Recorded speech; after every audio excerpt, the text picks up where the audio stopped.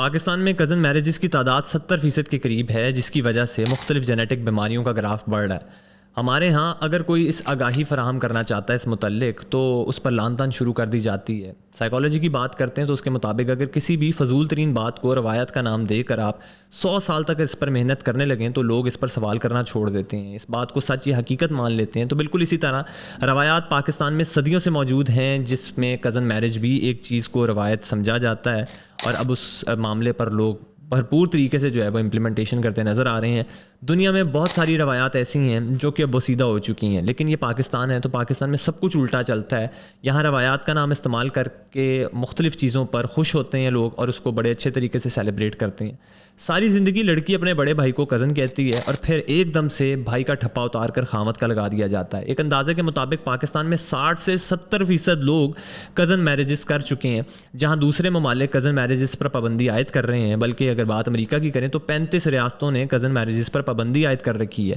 وہیں پاکستان کا ذکر کریں تو پاکستان میں یہ کام پورے جوش و خروش کے ساتھ کیا جا رہا ہے۔ جب لڑکے کا رشتہ کہیں سے نہیں ملتا تو اس کو پتہ ہوتا ہے کہ ٹھیک ہے، خالہ کی بیٹی تو بیٹھی ہے، وہ ڈاکٹر یا انجینئر بن رہی ہے تو اس کے ساتھ شادی بھی ہو جائے گی، ساری جائیداد بھی حصے لگ جائے گی۔ تو اسی طرح بغیر جانے اس سارے نقصان کے، وہ جانتے بھی نہیں ہیں کہ نقصان ہوگا کیا، بس یہ ہوتا ہے کہ اگر باہر شادی نہیں ہو رہی منڈے دی تے پھڑو تے خالہ دی بیٹی دے نال بیاہ کر دیو، اور اس ساری نسل کی جو مشکلات ہوتی ہے اس کا سامنا ان کو بعد میں کرنا پڑتا ہے جو ان کی نسل چلتی ہے۔ تو پاکستان میں بہت سارے خاندان ایسے موجود ہیں جو خاندان یا ذات کے دائرے میں ایسے قید ہوتے ہیں کہ انہیں اپنی ذات سے باہر کوئی بھی اور خاندان دکھائی نہیں دیتا، بلکہ وہ تو ہٹلر کے جو منطق کے مانے ہوئے ہیں اور وہ سمجھتے ہیں کہ شاید جو ہٹلر بات کرتا تھا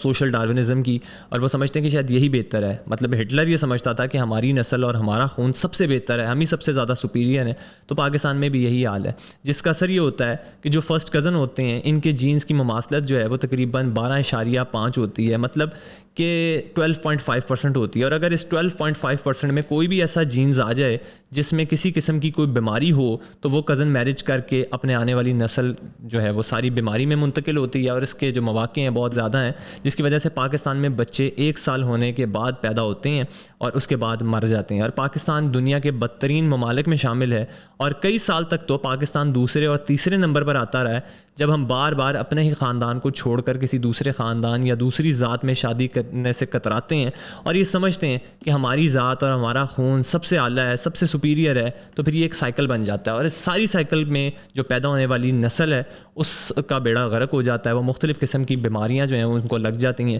اگر بات کرتے ہیں بچوں کی جو مختلف قسم کی بیماریاں ہوتی ہیں، وہ ماں باپ جو ہیں وہ ساری زندگی ان کی مصیبت میں گزرتی ہے،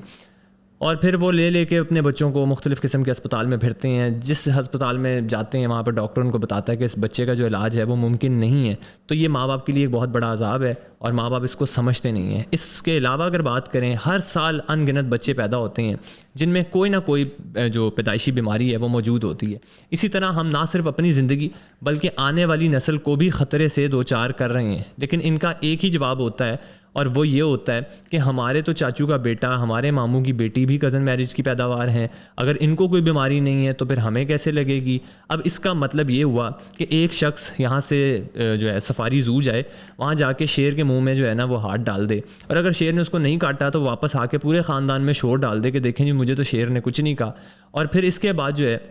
وہ کہے کہ مجھے تو کوئی نقصان نہیں ہوا، تو اسی طرح کسی اور کو بھی نقصان نہیں ہوگا۔ کزن میرجز کے نتیجے میں پیدا ہونے والے جتنے بچے ہیں وہ ذہنی اور جسمانی مسائل کا جو ہے وہ باعث بنتے ہیں، اور جن کا علاج جو ہے وہ اس وقت مشکل جو ہے وہ بہت زیادہ ہوتا ہے اور ممکن بھی نہیں ہوتا۔ ایک وقت تھا کہ ان بیماریوں پر تقریباً $5 خرچ ہوتے تھے، جبکہ آج کل $5000 خرچ ہوتے ہیں، اور آگے آنے والے دنوں میں نظر آ رہا ہے کہ یہ خرچہ $15000 تک پہنچ جائے گا۔ ایک رپورٹ کی بات کروں اگر، تو ایک رپورٹ کے مطابق اسرائیل میں تقریباً 56% جو ہے شادیاں وہ فرسٹ کزن میرجز ہوتی تھیں، لیکن جب اس کے نقصانات کا احساس انہیں ہوا تو ان کے خلاف پورے ملک میں مہم شروع ہوئی، اور لوگوں کو کزن میرجز کے نقصانات سے بچانے کے لیے مذہبی رہنما جتنے تھے وہ میدان میں اترتے ہیں، اپنا اہم اور کلیدی کردار ادا کرتے ہیں، اور لوگوں کو دعا دینے سے بھی انکار کرتے ہیں کہ اس کی شادی اس بچے کے ساتھ ہو جائے۔ اور یہ جتنی کزن میرجز کی حمایت کرتے تھے لوگ، وہ اس سارے معاملے سے جو ہے وہ پیچھے ہٹنا شروع ہو گئے۔ اسی طرح مصر اور سعودی عرب نے بھی جو ہے وہ وہ اس معاملے کی آگاہی جو ہے وہ شروع کر دی ہے، اور تمام تر نقصانات سے جو ہے وہ بچوں کو اسکول کالجز یونیورسٹیز میں جو ہے وہ بتایا جاتا ہے. لیکن پاکستان میں بھی اسی طرح کی مہم شروع ہو جائے تو کافی زیادہ لوگ اس سارے معاملے سے بچ سکتے ہیں، نقصان سے بچ سکتے ہیں، اپنی جان سے جو ہے وہ ہاتھ دھونے سے جو ہے وہ بچ سکتے ہیں. اس کے نقصانات کو اگر ہم سمجھ لیں تو اسی طرح ہم یہ تسلیم کر لیں کہ ہماری جو آنے والی نسلیں ہیں وہ بچ سکتی ہیں، وہ لا علاج اور خطرات بیماریوں سے بچ سکیں گی. اور اگر کزن میرجز کرنی ہے تو پھر ایک خاندان کو یہ بھی چاہیے کہ وہ جینیٹک کاؤنسلنگ کروا لیں. لیکن اس معاملے میں بھی مرد حضرات کی جو مردانگی ہے نا وہ جاگتی ہے، اور وہ پھر اپنی انا کا مسئلہ بنا لیتے ہیں. یہاں تک کہ سوشل سائنسز کی ایک تحقیق کے مطابق بھی 3 ممالک یا جو ممالک ہیں یا معاشرے ہیں ان میں کزن میرجز کے جو رجحان ہے وہ زیادہ ہوتا ہے، اور وہاں جمہوریت بھی نہیں آ سکتی. اس کی وجہ یہ ہے کہ جس بھی زندہ مثال پاکستان میں جہاں ہم رہ رہے ہیں، جو اگر میں بات کروں زندہ مثال ہمارے سامنے پاکستان ہے، جہاں چند خاندان ملک پر جو ہیں وہ قابض ہیں، کیونکہ ساری طاقت انہی چند لوگوں کے اور حکمرانوں کے ہاتھوں میں ہے، اور وہ اپنے خاندان کو ہی نوازتے رہتے ہیں. اسی لیے ہمیں چاہیے کہ ہم سائنس کی بات سنیں، تحقیق کریں، اس پر عمل کریں تاکہ ایک روشن اور اچھا مستقبل نظر آ سکے. ورنہ ایک وقت آئے گا کہ ہر گھر میں بونے اور اپاہج ہی نظر آئیں گے، اور ایسے لوگوں کی معاشرے میں جو عزت اور حوصلہ افزائی خاص طور پہ پاکستان میں ہوتی ہے وہ اس سارے معاملے سے آپ بخوبی واقف ہیں. اپنا خیال رکھیے، اجازت دیجیے، اللہ حافظ.